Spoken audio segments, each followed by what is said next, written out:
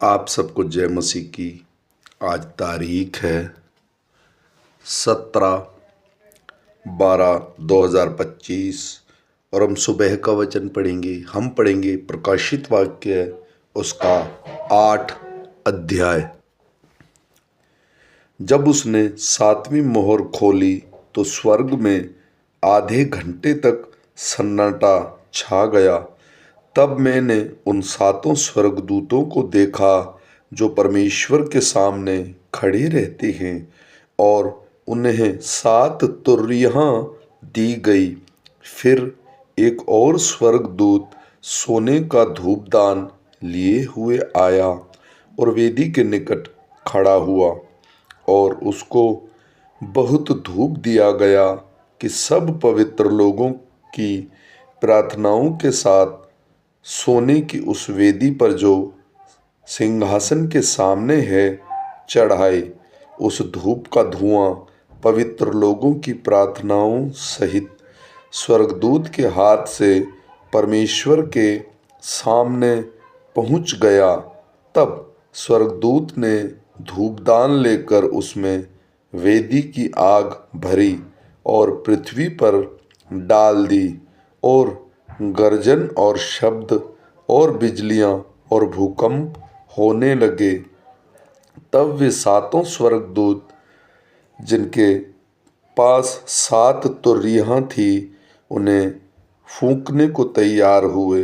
पहले स्वर्गदूत ने तुरही फूंकी और लहू से मिले हुए ओले और आग उत्पन्न हुई और पृथ्वी पर डाल दी गई और पृथ्वी की 1/3 जल गई और पेड़ों की 1/3 जल गई और सब हरी घास भी जल गई। दूसरे स्वर्गदूत ने तुरही फूंकी तो मानो आग सा जलता हुआ एक बड़ा पहाड़ समुद्र में डाला गया और समुद्र का 1/3 लहू हो गया और समुद्र के 1/3 प्राणी मर गए और 1/3 जहाज नष्ट हो गए। तीसरे स्वर्गदूत ने तुरही फूंकी और एक बड़ा तारा जो मशाल के समान जलता था स्वर्ग से टूटा और नदियों की 1/3 पर और एक पानी के सोते पर आ पड़ा। उस तारे का नाम नागदोना है और 1/3 पानी नागदोना सा कड़वा हो गया और बहुत से मनुष्य उस पानी के कड़वे हो जाने से मर गए।